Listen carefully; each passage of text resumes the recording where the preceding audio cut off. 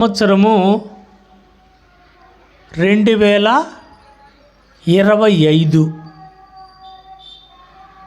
2000 సంవత్సరాలు అయిపోయి మళ్ళీ 25 సంవత్సరాలు కూడా అయిపోయింది యేసు ప్రభు పుట్టి. అందుకని ఈ సంవత్సరం మనము జూబ్లీ చేసుకున్నాం. నిజమేనా? యేసు ప్రభు పుట్టాడా? చరిత్ర ఉందా?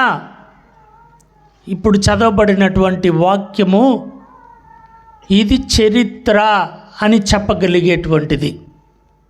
మనము గర్వంగా ధైర్యంగా చెప్పగలం యేసు ప్రభు పుట్టాడు అని. ఎందుకంటే యేసు ప్రభు పుట్టిన 30-40 ఆయన చనిపోయిన తర్వాత ఒక 20-30 సంవత్సరాల్లోనే ఆయన గురించి రాశారు. లోకా కానీ మత్తయి కానీ వాళ్ళిద్దరే ఎక్కువగా ఆయన పుట్టుక గురించి రాసింది. ఒక 30-40 సంవత్సరాల్లోనే రాశారు. ఏదో కొన్ని వందల సంవత్సరాలు అయిపోయి కథలు కాదు, వాళ్ళు చూసింది అప్పుడంతా చెప్పుకుంటున్నటువంటి మాటల్ని ఒక చరిత్రగా రాశారు. అందులో ఈరోజు చదవబడినటువంటి వాక్యములో జనాభా లెక్కలు రాయండి అని చెప్పి అప్పుడున్నటువంటి చక్రవర్తి ఆజ్ఞ ఇవ్వడము, ఆ శాసనాలు ఉన్నాయి. కాబట్టి యేసు ప్రభు పుట్టాడు అని మనము గర్వంగా ఇది చరిత్ర అని చెప్పగలం. ఇది ఊరికే కథలు కాదు, ఇది చరిత్ర. అందుకని ఈరోజు మనము ఈ సంవత్సరం అంతా కూడా 2025 సంవత్సరము మనము ఆయన యొక్క పుట్టినరోజు 2025 సంవత్సరాల జూబ్లీ జరుపుకున్నాం. అది అయిపోతుంది ఈ రోజుతో. కాబట్టి ఇదందరూ కూడా మనము క్రైస్తవులైనటువంటి వారికి మనకు గర్వ కారణం. ఆయన యొక్క జన్మ దినోత్సవాన్ని మనము జూబ్లీగా జరుపుకోవడం. ఎందుకంటే ఆధారాలు ఉన్నాయి. ఇప్పుడు చెప్పబడినటువంటి ఆధారాలన్నీ కూడా ఉన్నాయి. ఇప్పుడు చదవబడినటువంటి లూకా సువార్త 2వ అధ్యాయము 1వ వచనం నుంచి మనం ఇప్పుడు చదివితే ఆ జనాభా లెక్కలు ఇచ్చినటువంటి చక్రవర్తి, అప్పుడు ఆ ప్రాంతాన్ని పరిపాలిస్తున్నటువంటి వాళ్ళందరూ పేర్లు కూడా ఇక్కడ చెప్పబడ్డాయి. తర్వాత ఈరోజు వాక్యములో మరి ముఖ్యంగా మనము ధ్యానం చేసుకోవాల్సినటువంటి అంశం ఏంటంటే ఒక సిగ్గుకరం, మానవుడిగా జన్మించినటువంటి ప్రతి ఒక్కరూ సిగ్గుపడేటువంటి రోజు కూడా ఇది. యేసు ప్రభు యొక్క పుట్టుక మానవులమైనటువంటి మనమందరం తల వంచుకొని సిగ్గుపడాల్సినటువంటి రోజు. ఎందుకయ్యా అంటే ఆయన ఎక్కడ పుట్టాడు? రొచ్చులో, పశువుల పాకలో. ఏమి ఇంత గతిలేని పరిస్థితి? ఎందుకయ్యా అంటే ఇప్పుడు మనం చదివినటువంటి వాక్యములో 1వ వచనం నుంచి 14వ వచనం వరకు చదివాం. లూకా సువార్త 2వ అధ్యాయం. ఆయనకి సత్రములో స్థలము లేదు. ఈ సత్రం అనేది మనం కానీ చూసినట్లయితే పూర్వకాలంలో రాజులు ప్రతి ఊరికి సత్రాన్ని పెడతారు. వేరే పొరుగు ఊరోళ్ళు వాళ్ళ బంధువులు ఎవరు లేకపోతే వాళ్ళు ఈ సత్రంలో రాత్రి అయినప్పుడు జంతువులు, మృగాలు అవి ఉంటాయి కాబట్టి ప్రయాణం చేయడం కష్టం కాబట్టి ఆ రాత్రి అక్కడ పండుకోవచ్చు. వాళ్ళు ఆ సత్రాన్ని కాపాడడానికి, ఆ పర్యవేక్షణ చేయడానికి ఆ సత్రంలో ఒక అధిపతి ఉంటాడు. మరి మరియమ్మ గారికి, యేసేపుకి ఆ సత్రంలో చోటెందుకు లేదు? ఏం చేస్తున్నాడు ఆ యొక్క సత్రాన్ని పర్యవేక్షించేటువంటి ఆ అధికారి? పొరుగు ఊరు నుంచి వచ్చి అక్కడ నివసించాలా, ఉండాలా, రెస్ట్ తీసుకోవాలనుకునేటువంటి ఉద్దేశంతో పెడితే ఇతనేం చేశాడు? ఆ సత్రాన్ని జోదగాళ్ళకి ఏమన్నా లంచాలు తీసుకొని ఆడుకోమని చెప్పి ఆ గదులేమన్నా ఇచ్చాడా? ఆ జనాభా లెక్కతో చాలామంది వచ్చుంటే వాళ్ళకందరికీ వ్యాపారాలు చేసుకోవడానికి, చీకటి వ్యాపారాలు చేసుకోవడానికి, ఏమైనా గిట్టకాలు అమ్ముకునేవడానికి బాడుక్యమని ఇచ్చాడా? తాగుబోతులకి ఆ స్థలాన్ని ఏమని ఇచ్చాడా? వాళ్ళందరినీ అరలించడానికి వ్యభిచార గృహాలుగా ఏమన్నా చేశాడా? మరి ఎందుకు లేదు సత్రంలో స్థలము? పొరుగు ఊరు నుంచి వచ్చినటువంటి వాళ్ళకి ఉండాలి కదా. ఆ సత్రానికి పోతే అక్కడ ఈమె కానుపైతే వాళ్ళందరికీ సరైనటువంటి సంతోషం ఉండదని చెప్పి తరిమేశారా? అక్కడ ఉన్నటువంటి రక్షక భటులు ఏం చేస్తున్నారు? ఉరి ఇటుంటోళ్ళకి కదయ్యా ముందు స్థలాన్ని ఇవ్వాలా? ఆమె నొప్పులతో బాధపడుతుంది, పురుటి నొప్పులతో, ఆమెకు కదా ముందు స్థలాన్ని ఇవ్వాలా? ఇవన్నీ కూడా మిస్ అవుతాయనా? వాళ్ళ సంతోషాలన్నీ పోతాయనా? ఈ యొక్క అధికారి వాటిని సరిచేసి ఇచ్చేయాల్సింది పోయి వాళ్ళ దగ్గర లంచం తీసుకున్నాడో, లేకుంటే వాళ్ళ మాటలు విన్నాడో, వాళ్ళ రాజకీయంగా వాళ్ళ అధికారాన్ని చలాయించారో తెలియదు. మొదటి నుంచి కూడా ఆది కాండంలో మనం చూసినట్లయితే 1వ అధ్యాయం 26వ వచనంలో దేవుడు తన రూపంగా ఆదాముని సృష్టించి అన్ని జీవుల మీద అధికారం చెల్లించు అని అంటే, అదే అధ్యాయంలో అన్ని జీవుల మీద అధికారం చెల్లించు, నీ మాట వినాలా, వాటికి పేర్లు పెట్టు, అధికారం చూపించు అని అంటే, అదే అధ్యాయంలో ఒక పాము మాట ఈనింది చూడు, అవ్వా ఉల్టా అయిపోతుంది. ప్రతి ఒక్కటి ఉల్టా అయిపోతుంది, తిరగబడుతుంది. మన ప్రవర్తన, ఈ సృష్టి కూడా మొదట్లోనే తిరగబడింది. అందుకే పుట్టాల్సి వచ్చింది యేసు ప్రభు, మళ్ళీ దాన్ని ఉల్టా చేయడానికి. ఆదిలోనే పోయింది. వీటినన్నిటి మీద అధికారం చూపించు, పులులు సింహాలు అన్నిటి మీద అధికారం చూపించని ఇస్తే, ఒక పాము మాట విని పాపంలో మునిగింది. ఆమె మునగడమే కాదు, మనములందరినీ ముంచింది. చూడండి, ఉల్టా అయిపోయింది. ఆది కాండం నుంచి కూడా మనం చూసుకుంటా వస్తూ ఉంటే ప్రతి ఒక్కటి కూడా సరైనటువంటి పద్ధతిలో లేదు. తర్వాత ఒక వర్షాన్ని కురిపించి నోవాని పెట్టి ఆ కుటుంబాన్ని రక్షిస్తే వాళ్ళు కొంచెం పెద్దోళ్ళు అయ్యి వాళ్ళు పెద్ద బిల్డింగ్ కట్టుకోవాలనుకున్నారు.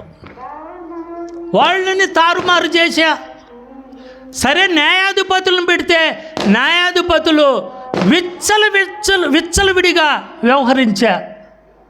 ఇదిగో మాతో కానీ నువ్వు అనుభవిస్తే మేము గాముకుంటాం, లేకుంటే ఏరేవాడు వచ్చి నీ తోటలో నీతో కూడా మాట్లాడారని మేమే చెప్తాం రాజుకి, మేము న్యాయాధిపతులమే అని చెప్పలా న్యాయాధిపతులు. సరే, వాళ్ళు న్యాయాధిపతులు అటు వ్యవహరిస్తున్నారని చెప్పి రాజులను పెడితే దావీదు మహారాజు యుద్ధాలు జరుగుతుంటే మధ్యాహ్నం ఫుల్లుగా తిని మిద్దె మీద నిద్రపోయి లేచి 4 గంటలకి తిరుగుతుంటే కింద అమ్మాయి స్నానం చేస్తుంటే ఆ అమ్మాయి మీద మనసుబడి భర్తని పిలిచి సైన్యానికి ముందు పెట్టి, ఆయన నా స్నేహితుడు, నువ్వు నా సైన్యాన్ని నడిపించని చెప్పి సైన్యానికి ముందు పెట్టి, ముందున్నోడు సవడు ఎంత గొప్పోళ్ళైనా చచ్చిపోయిన తర్వాత నా స్నేహితుడు చనిపోయినాడు, ఆయన భార్యని నేను అన్యాయం చేయను, నా పట్టపురాణిగా పెట్టుకుంటానని కుయుక్తితో, దుష్ట ఆలోచనతో భర్తను చంపించి భార్యని రాణిగా చేసుకొని తన కోరిక తీర్చుకున్నాడు. దేవుడికి కోపం వచ్చి బిడ్డను చంపేశాడు. ఎంత ప్రార్థన చేసినా ఒప్పుకోలే దేవుడు. రాజులు అట్టనే ఉండే. తర్వాత సాల్మన్ రాజు జ్ఞానాన్ని ఇస్తే ఆయన ప్రతి దేశాన్ని జయించి అక్కడ ఉండేటువంటి అందగతులందరిని తీసుకొని వచ్చి వివాహాలు చేసుకొని వాళ్ళకి గుడులు కట్టా, వాళ్ళ దేవతలకి ప్రతి ఒక్కటి రాజులు కూడా అట్టే చేశారు. ఏ వ్యవస్థ కూడా ఈ యొక్క సృష్టిని బాగుపరచలే. కాబట్టి ఆయనే పుట్టాల్సి వచ్చింది. ఆయన పుట్టడానికి సత్రములో స్థలము లేదు, ఇండ్లల్లో స్థలము లేదు. నీకు స్థలం కావాలంటే సైతాను శోధనలో 3వ కోరిక ఏంటి? నీకు స్థలం కావాలంటే ఈ రాజ్యాలన్నీ నాయి, అవన్నీ నీ వశం కావాలనుకుంటే నా కాళ్ళు పట్టుకో, నీకు ఇస్తానని యేసు ప్రభునే శోధించింది. లేకుంటే నీకుండదు స్థలం, నీకుండదు స్థలము. అందుకనే ఒక ధర్మశాస్త్ర బోధకుడు వచ్చి మత్తయి సువార్త 8వ అధ్యాయం 20వ వచనములో, అయ్యా నువ్వు ఎక్కడెక్కడ ఉంటావో నీ వెనకనే మేము ఉంటామంటే యేసు ప్రభు ఏమన్నాడు? నక్కలకు బొరియలు ఉంటాయి, బొక్కలు ఉంటాయి నక్కలకి ఉండడానికి, ఆకాశ పక్షులకి గూళ్ళు ఉంటాయి, మనిషి కుమారుడికి తల దాచుకోవడానికి కూడా స్థలం ఉండదు. రా వచ్చి చూస్తూ, ఆయనకి లేదు స్థలము. ఆయన పుట్టడానికే లేనప్పుడు ఆయన నివసించడానికి ఆడుంది స్థలము. ఈ లోకంలో స్థలము లేకుండా మనందరి కోసం చనిపోయినటువంటి ఏకైక వ్యక్తి ఎవరయ్యా అంటే యేసు ప్రభు ఒక్కడే. ప్లాట్ఫారాలు ఉండే ఏమీ లేనోడికి ఆయనకి లేదు తలదాచుకోవడానికి. ఆయనే చెప్పిన వాక్యం అది, ఆయన చెప్పిన వాక్యమే. సిగ్గుచేటు మనందరికీ, సిగ్గుచేటు. మానవుడు అన్నటువంటి ప్రతి ఒక్కడు తల వంచుకోవాల్సినటువంటిది యేసు ప్రభు యొక్క పుట్టుక. ఆయన జన్మించింది మనమందరం తల వంచుకోవాల్సినటువంటిది. మనం గొప్పగా చేసుకుంటున్నాం కానీ ఇది నిజంగా మనమందరం సిగ్గుపడేటువంటి రోజు. ఆయనకి స్థలము లేదు, ఎక్కడ లేదు స్థలము. ఏ ఇంటికి పోయినా ఇవ్వలా. కరకు పరాయి దేశం వాళ్ళు వచ్చి ఉండేటువంటి స్థలంలో కూడా, సత్రంలో కూడా స్థలం లేదు. పశువుల పాకలో, రొచ్చులో, మురికిలో కాన్పు జరిగింది. నువ్వు నేను ఎక్కడ పుట్టాం? మంచి మంచి హాస్పిటల్లో కాదు. మరి ఈ వ్యక్తి రొచ్చులోనా? కానీ ఒకటే మనముని హెచ్చరిస్తున్నాడు. ఎందుకు రొచ్చులో పుట్టాల్సి వచ్చింది ఆయన? మనము రొచ్చులో ఉండాం, మనం బురదలో ఉండాం, మనము రోతలో ఉండాం, మనం మురికిలో ఉండాం. డ్రైనేజీలో నీ చిన్న బిడ్డ పడితే రే రే రే ఆడబట్టుకో, కొంచెం కాలు పెట్టి లేయి అంట. చిన్న బిడ్డ మురికిలో డ్రైనేజీలో పడిపోతే ఆ కాలు ఇటు పెట్టు, ఇటు చేయి పెట్టుకొని లేయి అని చెప్తుంటా. పైనుంచి నీ పట్టు చీర పట్టుకొని మురికి అవుతుందని దబాంటు దూకి కదా తీస్తావు బిడ్డని, వాడే రావాలనా? కాబట్టి యేసు ప్రభు సింబాలిక్గా మనకందరికి పాఠం నేర్పించడానికి ఆ రొచ్చులో పుట్టాడు. మన బతుకులు రొచ్చు, మన జీవితాలు రోత, మనం నివసించేటువంటి ప్రతి ఒక్కటి అసహించుకునేటువంటి సన్నివేశం. మన జీవితం మొత్తం అస్సలు ఒప్పుకోలేనటువంటిది, చెప్పుకోలేనటువంటిది. మన పాపాలు అసలు చెప్పుకోలేనటువంటివి, భయంకరమైనటువంటివి. పోయిన సంవత్సరము ఒకడొచ్చి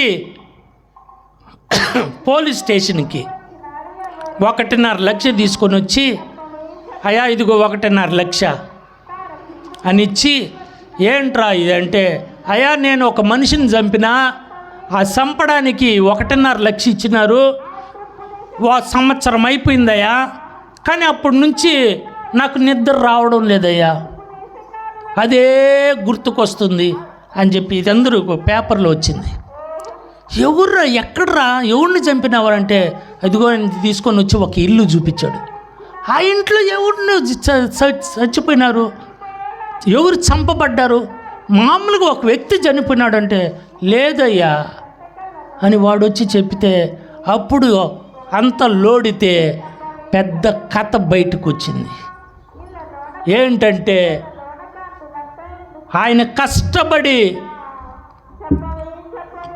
బాగా కష్టపడి వెల్డింగ్ షాప్ పెట్టుకొని సంపాదించుకుంటూ తన భార్య పేరు మీద ఒక ఇల్లు కొన్నాడు, కొంత డబ్బు అకౌంట్లో వేస్తున్నాడు, బిడ్డల్ని ఇంగ్లీష్ మీడియం స్కూల్లో చదివిపించుకుంటున్నారు, చాలా అన్యూన్యంగా ఉన్నారు. కాకపోతే ఆయనకి తల్లి చిన్నప్పుడే చనిపోయింది, మారు తల్లి ఉంది కాబట్టి పెద్దగా పట్టించుకోడు. ఈడే కష్టపడి చిన్నప్పటి నుంచి పెద్దయి సంపాదించుకొని పెళ్లి చేసుకొని భార్య బిడ్డల్ని బాగా సాక్కుంటున్నాడు. ఒక సంవత్సరం కిందట ఎదురింట్లో ఒక కుర్ర పిల్లోడు చేరితే ఆ పిల్లోడు దాంట్లో పడిపోయి ఆ అమ్మాయి ఒకసారి బైక్లో పోతుంటే ఈయన చూసి ఏంటి నా భార్య ఉన్నట్టుందని ఇంటికి వచ్చిన తర్వాత అడిగి తిట్టి కొంచెం భయపెట్టాడంట. ఏంటిడు ఆటంకమైపోయాడని ఆ ప్రియుడితో చెప్పి ఈడు ఆస్తి అంతా నా పేరు మీదే ఉంది, ఈడు సంపాదించిందంతా మనం ఎక్కడికన్నా పోయి బాగుంటాము, కానీ ఈయన ఉంటే మనకు కష్టం అవుతుంది అని చెప్పి ఈయన పొద్దున్నే స్కూల్కి వదిలేసి పిల్లల్ని ఇంటికి వచ్చి దబదబ స్నానం చేసి ఏదన్నా తినేసి మళ్ళీ షాపుకి పోతాడంట. ఈయన స్కూలుకి పోయి వచ్చే లోపల ప్రియుడు స్నేహితుడిని ఇంట్లో పెట్టి ఈయన బాత్రూంలోకి పోతానే గట్టిగా పట్టుకొని మంచం మీద వేసి ఈ చంపడానికి 1.5 లక్షతో ఒప్పుకున్నాడే ఆయన కాళ్ళు పట్టుకొని ఒత్తేస్తుంటే కాళ్ళు చేతులు పెట్టుకొని ఆయన గుండె మీద వేసి గుద్దుతుంటే గుండె ఆగిపోయి చచ్చిపోతే న్యాచురల్ డెత్ లాగుంటుందని చెప్పి వేసి గుద్దుతున్నాడంట. అప్పుడు భార్యతో దీనంగా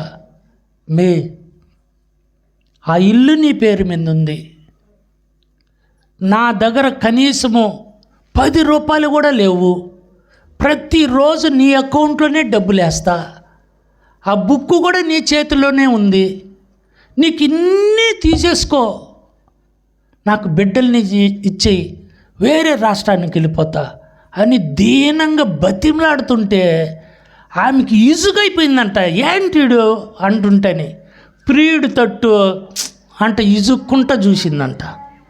అప్పుడు వాడు దిండేసి అదిమి చంపేశాడంట. భర్త రోదిస్తుంటే ఇసుగైపోయింది ఆ భార్యకి. ఆ సన్నివేశం చూసి వాడికి అసలు అంతకుడికి నిద్ర పట్టలేదంట సంవత్సరం రోజులు. నాకు శిక్ష ఇయ్యండి అంట వచ్చినాడు పోయిన సంవత్సరం. అది ఎప్పుడో 1.5 సంవత్సరం కిందట జరిగింది. చూడండి ఎట్టయిపోతున్నారు. సిగ్గుమాలినటువంటి పనులు చేసేస్తున్నాం, క్రూరమైనటువంటి పనులు చేసేస్తున్నాం, రోత కరిగినటువంటి పనులు చేసేస్తున్నాం. రోతలో ఉన్నాం. ఈ క్రిస్మస్ పండగ అన్నటువంటిది ఏదో సంతోషంగా చేసుకునేది కాదు, చాలా దుఃఖకరంగా చేసుకోవాల్సినటువంటి ఆయన పుట్టుక. అందుకనే ఆయన రోతలో పుట్టాడు, నిన్ను లేపడానికి.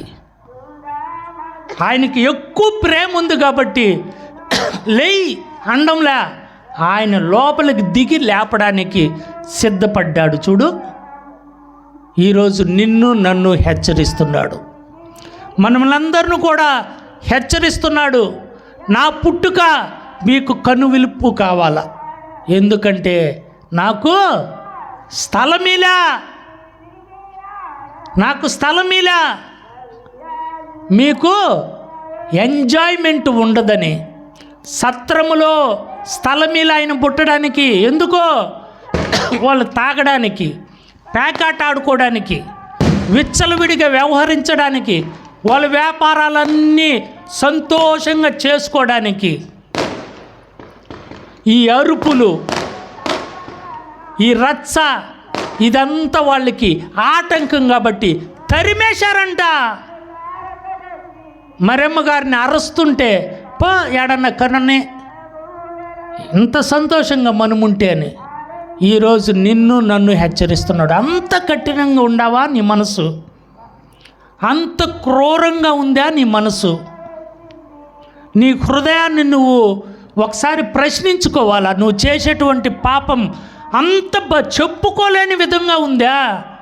ఎవడు చూడడం లేదులే అని చెప్పి విచ్చలవిడిగా వ్యవహరిస్తున్నావేమో ఒకసారి జ్ఞాపకపరుచుకో.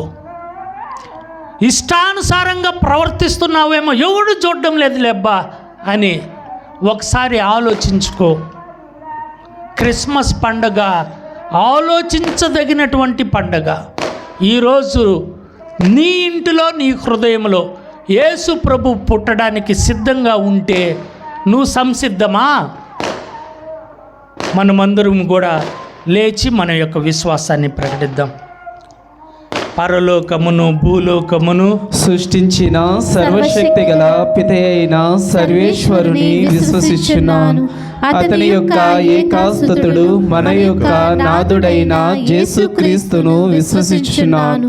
ఇతడు పవిత్రాత్మ వలన గర్భమై కన్య మరియమ్మ నుండి పుట్టెను.